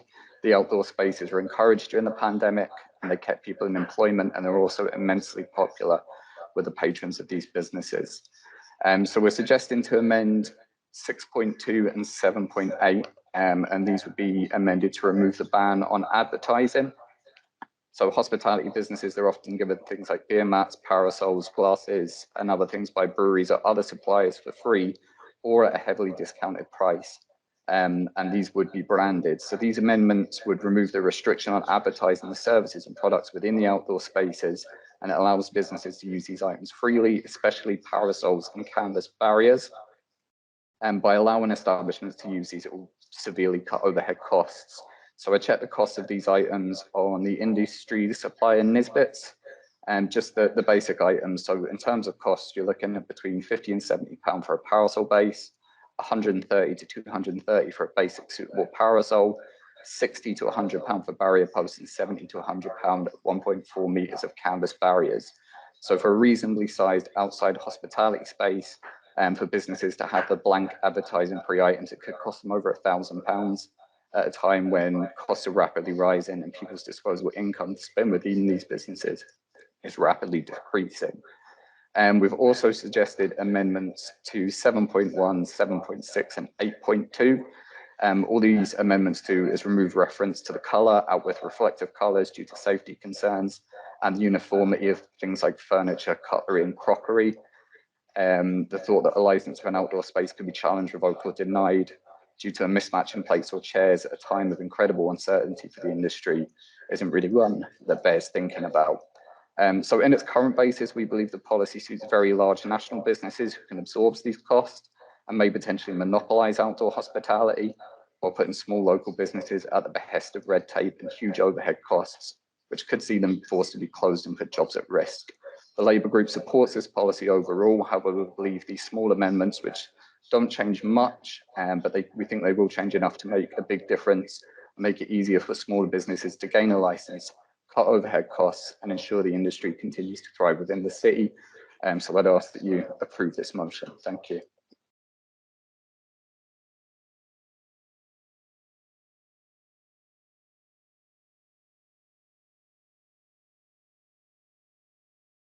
Sorry, I'm on mute there.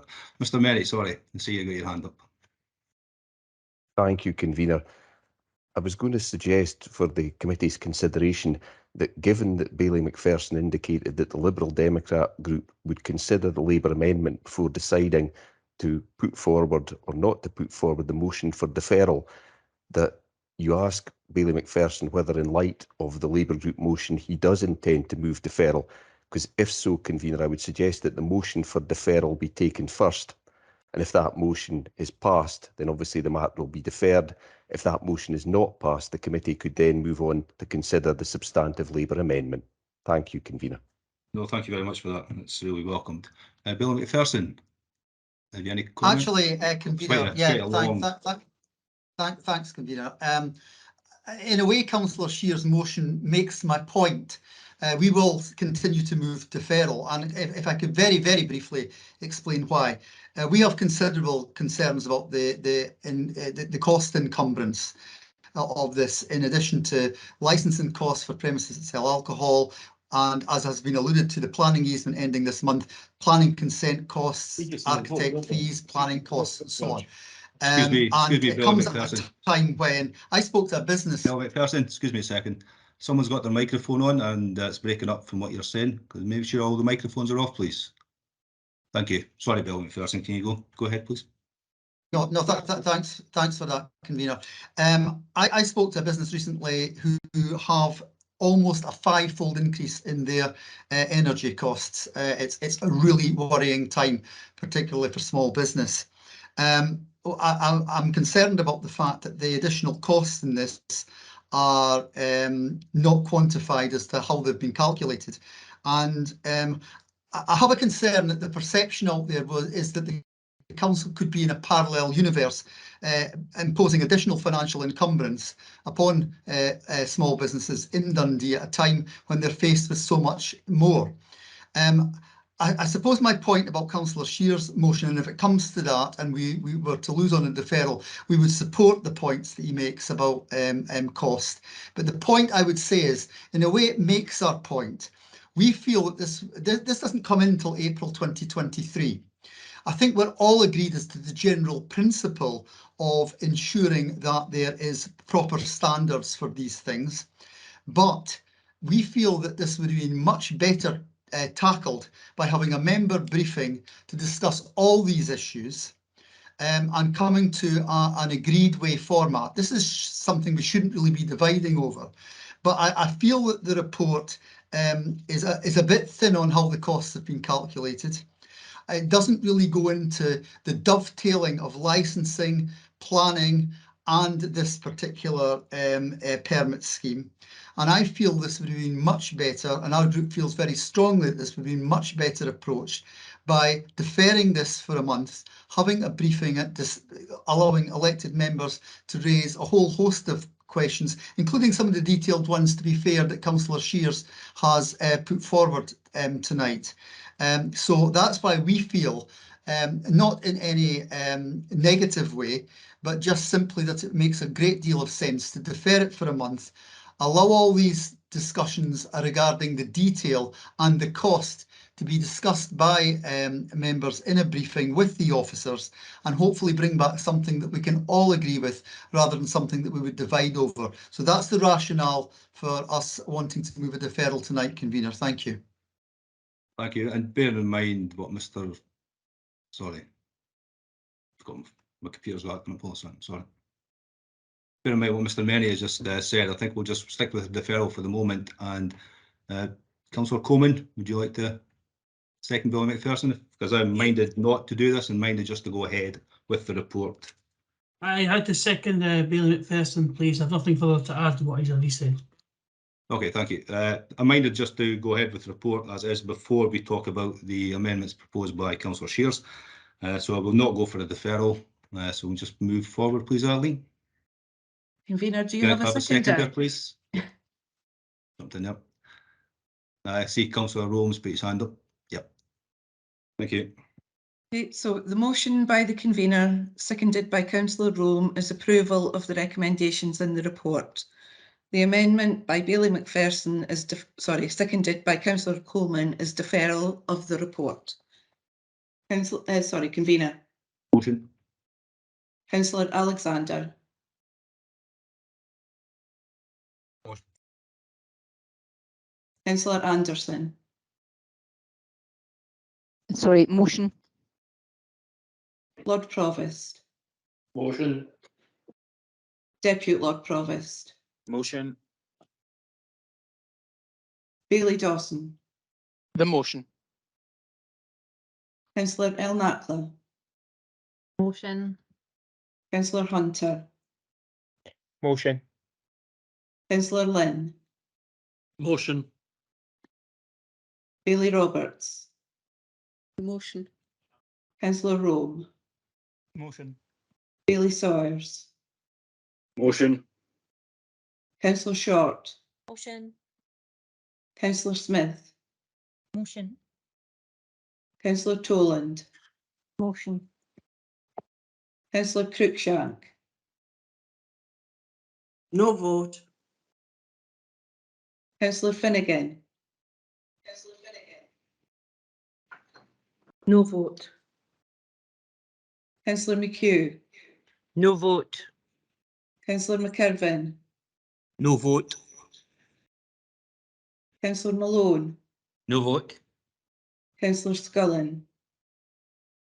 Declaration of interest. Councillor Shears. No vote. Bailey McPherson. The amendment. Councillor Coleman. Amendment. Councillor Crichton. Amendment. Councillor Duncan. Amendment. Bailey Scott. Amendment. So that's 15 for the motion, 5 for the amendment. Thank you for that. So we'll just move on to the motion proposed by Councillor Shears, and I see that Councillor Malone wants to second Councillor Shears. Okay, so the motion by the convener, seconded by Councillor Rome, is approval of the report. The amendment by Councillor Shears. Sorry, Arlene, I want to see if Councillor Malone sorry. Any comment? Sorry. Apologise. Charlie, you want to say anything? You're on mute, Charlie. Yeah, I'm want to support Councillor Shears' amendment. I think that I've got a bit of sympathy with Bailey McPherson and the points he was making about there being so many unknowns in this document in terms of costings in particular, but there's lots of knowns. In terms of, if we look at the things like the advertising and parasols, to replace those parasols are going to be extremely expensive for businesses. And I've been speaking to a couple of publicans in the last couple of weeks, and they're telling me, this is ones that don't have the street cafes. They're the ones, they're telling me that they reckon they're going out of business because the extortionate amount of energy costs that are heading their way. And I think that whilst I agree with the intention of the document, that it's about setting standards, I don't see, for example, how having consistent crockery makes a huge difference to the operation of a street cafe. I just don't get it. And uniform chairs and everybody having to have the same parasol arrangements that only allows them to advertise their premises. Given that, as Councillor Shear said, many of these organisations are subsidised by companies, and it makes a mockery, actually, if you think about it. McDonald's could stick a poster any place it likes in the city, advertising its wares, but small enterprises in Dundee that we are relying on, and communities are relying on as well, because we shouldn't forget that pubs in particular and cafes are an essential part of community activity. And I think if we're doing anything that appears to add additional costs, these costs can only be passed on to the customer, which makes the businesses uncompetitive, or they can come out with labour costs. And we all know that when we have crises, the first things that get reduced tend to be labour costs. We've got a sector where the wages and conditions of staff in the hospitality sector are among the worst in the city. Are we really going to start saying we've got ways to pass on additional costs? Yeah, where we've got a need for standardisation. I think that I would agree with those parts of the document, but I think the amendment is quite sensible, and it looks at a couple of areas where we could provide assistance to the owners of street cafes and outdoor arrangements, rather than add additional costs, which I don't understand. I don't understand why parasols cannot have advertising on behalf of companies. I just don't get that bit, that they can only advertise the name of the business. So I think there's some of this, I think most of the documents pretty much welcome in terms of this, trying to set standards. But I just wonder if it really is worthwhile to pass these costs on at a time when we know the sector is hemorrhaging jobs. And what we'll be left with is those big multinational brewing companies who can afford to sustain these losses, these costs, whilst independent traders will go out of business. And that will take with them jobs. It will reduce the terms and conditions of those already in employment, and it will take jobs away from the city as premises close down. The sector's facing a massive challenge, and we can't get away from that challenge the sector is facing. I spoke to a cafe owner, and he was telling me that his electricity bill has gone up 400% per month already, and that he's running his business on a shoestring, and he doesn't think it will be sustainable if there's any more price increases. So I would just, as I said, I had a bit of sympathy with Bailey McPherson's comments about a deferral, letting us look at this. But I think really, if this goes through tonight, we are signing the death sentence for a number of businesses in our city at a time when we can ill afford it. So I support the motion, and I would ask councillors to consider supporting the motion on the basis it affects every single one of our locales, and it will affect people across the city, not just in the city centre, but across the city, whose livelihoods are under pressure at this moment. I think it's the wrong time, and I think some of the issues are perhaps, I just don't understand the logic for them. I just don't understand the logic for some of these issues. So I'm supporting Councillor Shear's in his amendment. Okay, thank you very much for that. And although you say a number of things that I do take on board, everything that's related to the actual report itself. And after it was quite a lengthy motion, so I'm just trying to go through everything that was actually amended, to be completely honest. And I have no issue with, if not 90% of what you've actually put forward, Councillor Shears, and quite happy to put it forward. Although I do have one issue with regard to 7.8. Where I think that advertising shall be permitted on parasols. I think we should actually add possibly something to do with advertising consent regulations, but I think if you're okay, I'll bring in Mr. Hamilton, please, just to give us a wee bit of indication with regards to how that would work before I go any further. Thank you, Convener. I think the advertisement regulations are quite complex about when and where permission is needed, but deemed consent is granted, so effectively planning permission is not required where small adverts that are linked to the business or premises are proposed. There is a difference if advertising is promoting a product that is not connected to the particular premises, and in which case advertisement consent should be sought through the planning process. And I think it would be helpful perhaps to distinguish between the type of advertising that the policy is permitting, but also making it clear that in some circumstances advertising that is not connected to the premises, if that were what was proposed, would need separate consent from the council. Thank you for that. So Councillor Shears, with that in mind, Sorry, you okay there? With that in mind, Councillor Shears, I'd be quite acceptable to what you put forward, except with another amendment on to 7.8 to be subject to advertising consent being secured where necessary within 7.8. I'll let the officers sort of do the wording with that. Would you be content with that and with your motion? Yep. Sorry, we're just having a group discussion about it. Yeah, we would accept that. We would accept that. Okay, well, thank you very much. Bill McPherson. Yeah, just a simple comment that we're supportive of the Labour Group amendment, and I'm grateful that Councillor Malone had some sympathy with the Liberal Democrat Group's position, because I don't half sense we're making it all up on the hoof tonight, and it doesn't half indicate that there's a real need to discuss and debate these matters before we make final decisions, which we're quite clearly now going to do tonight. So I'm not. I'm simply making the point that in future, when we're moving forward with things like this, I think some informal engagement with elected members is far preferable than bringing the done deal to committee. Now, that said, happy to support Councillor Shears' amendment, further amended by yourself, convener, because I think it does actually improve what's coming forward. But I do reiterate the point that I have some real concerns about the cost of all this for business coming up what is such a very, very challenging time for them. Thank you, convener. Okay, thanks for that. I think one thing we've learned from the pandemic and the use of the outdoor space was actually welcomed by many, many businesses, which has been notified and recognised at the committee tonight. But I think we've also got to move forward, and they said this comes in April next year if it's agreed tonight.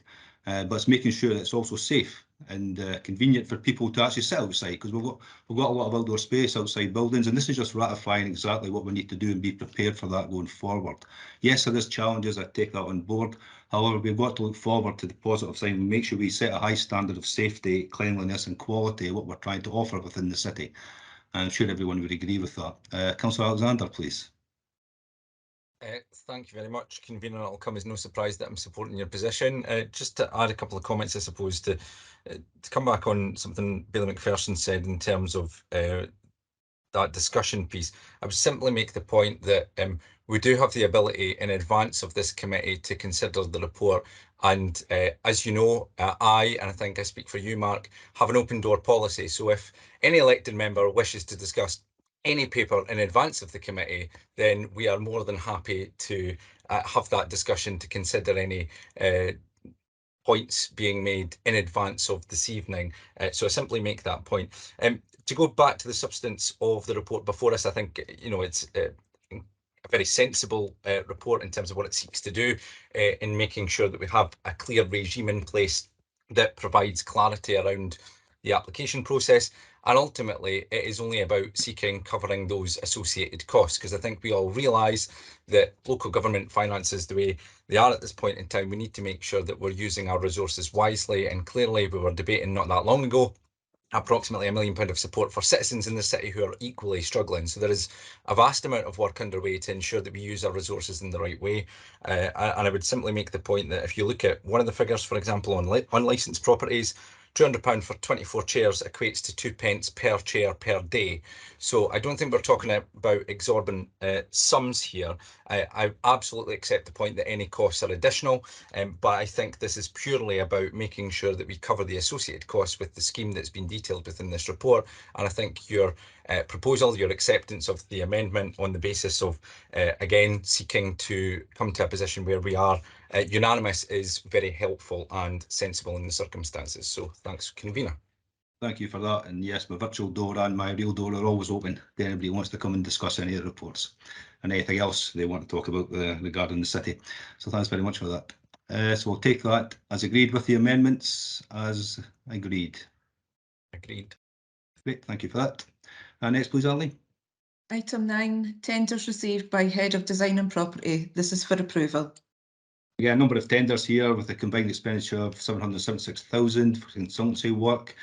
Central Waterfront, really interested in the active freeways, number of active freeway support investigations going forward, service contract for test maintenance of emergency light systems, and shop roof renewals and caretaker house developments. Now, I'm going to say, is that Billy McPherson? Is that for the last one or this one, Billy McPherson? That was for the last one. Councillor Coleman's first, but I have put question, please, for this one as well. But it's Councillor Coleman first. I'll put Councillor Coleman then, please. Thank you, Mr. Convener. Just a clarity regarding the proposed Strathmartin Road corridor. Strathmartin Road is lengthy; it's quite lengthy, and the northern part is in my ward, as you'll know yourself, Mark. Can officers clarify if this measure would cover the whole length of Strathmartin Road, please? Yeah, thank you, Mr. McNaughton. Yeah, thank you, Convener. Thanks for the question, Councillor Coleman. Yes, it covers the entire corridor length, so it crosses the Kingsway. One minor point: it's the corridor approach. It may not follow exactly the Strathmartin Road, similar with the other corridors as well. So it's investigating options along that directional route, if you like. So it's not implying it's Strathmartin Road. It's on that route direction. Thank you for that.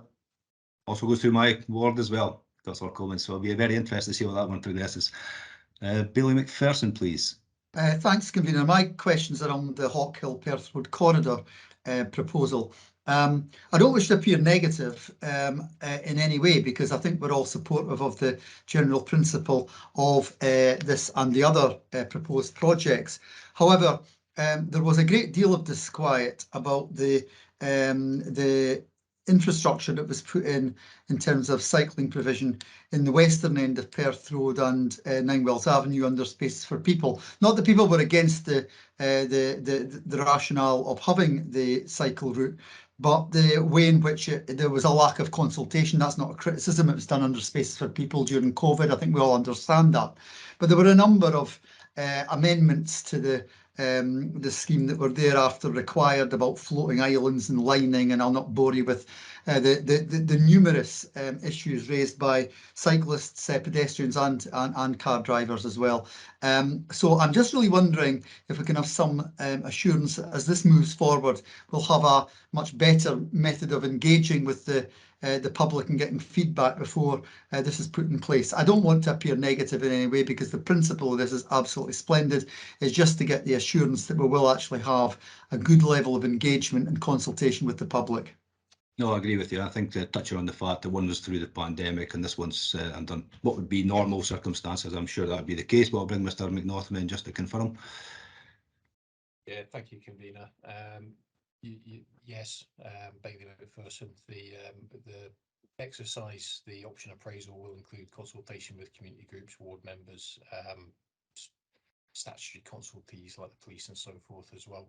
And again, it will analyse and report on a number of different options that could be taken, and again, they will be reported prior to progression, and then after that, any further work, if these were to develop into fruition, would follow through from judging panels, further consultation exercises as well. So it's a much larger level of investment that is associated with these active freeway corridors, and again, it's got a longer gestation duration period for delivery as well.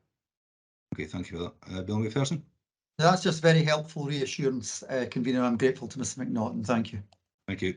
I see no more questions, so we'll take that one as agreed. Thank you. Next one, Eileen, please. Item 10, Broughty Ferry to Moneyfeith, active travel improvements. This was previously dealt with as an urgent matter and is for noting. Is there any comments, questions? Nope, don't see anything, so we'll just say that as agreed. Thank you very much. That takes us to the confidential part of the agenda. Do you wish to deal with this in the usual way? Do I have everyone's agreement for that? Agreed. I see a lot of nodding heads. Yeah, okay, thank you very much for that. And that's City Development's business for this evening. Thank you very much, everyone. Thank you, Convener. The final committee this evening is the Policy and Resources Committee. Good evening, folks. We'll just get on with the P&R business. I would say, Veronica, I believe you're taking us through the agenda today. Usually that would be considered the short straw, but I think you've probably got it easy tonight. So over to you. Thank you very much. Item 1, declaration of interest. Are there any declarations? Declarations. See nobody rushing to the keyboard, so we'll take that as a no. Thank you. Thank you. Item 2, minutes. You have the Personnel Appeals Subcommittee minute of 17th of August 2022 for information. Hopefully that's an accurate minute. Any questions, comments? Nope. Can I take that as agreed? Thanking you. Sorry. Item 3, telephone system maintenance contract. You have the report before you for approval. Thank you very much, Veronica. Georgia, can I just clarify, because that was whilst Veronica was just introducing this item. So is the question for this item or the previous one? Was I too quick? This one? It's this one. Okay, please go ahead. All right. Because I missed the last one, I was trying to be quick this time. I'm not opposing the continuation of the contract, but members will be aware that the council has had to publish notices warning of technical difficulties with the telephone system more than one occasion in recent years. Perhaps it's only because this contract is in front of us for consideration that I'm remembering this as a more prominent a problem than it actually was. But I would be grateful if officers could confirm how many outages there have been during the life of the current contract and how long on average the supplier took to get the systems up and running. And can we be given reassurances that the supplier will be expected to improve upon this performance as much as it can be helped. Since we all know technology is only great when it works. Thank you. Thanks very much, Councillor Cruikshank.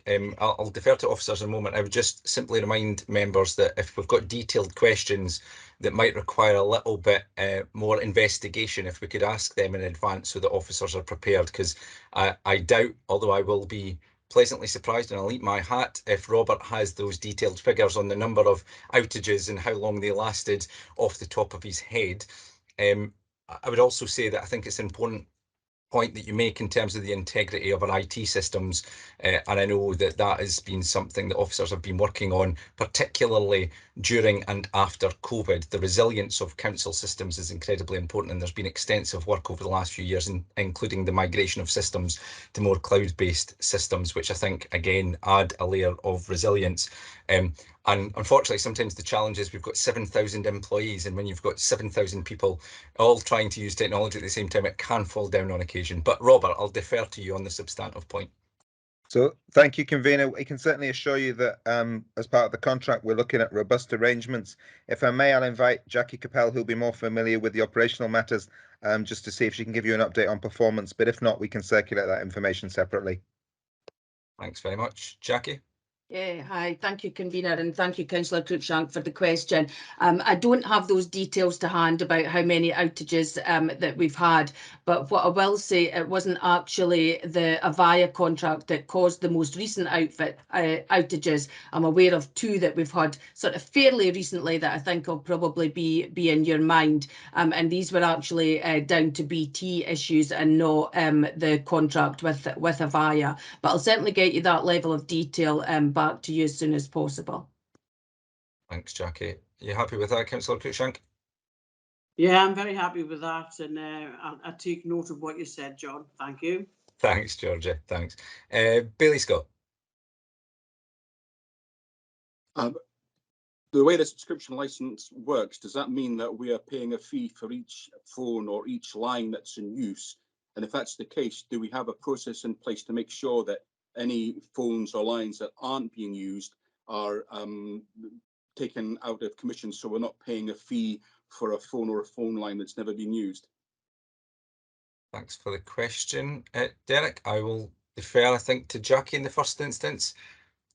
Yeah, thank you. Yes, the way the contract works is it's based on extension numbers that we pay a fee for, and as part of this contract, what we'll be looking at is whether those that are using extension numbers and are now working hybridly still need those extension numbers or are using more mobile phones. So that will be all part of this process.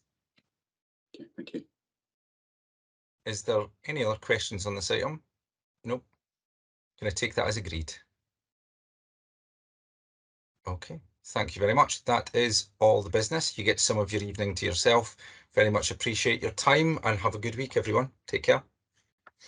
Good night. Thank you. Bye, thanks. Good night, thanks. Bye bye.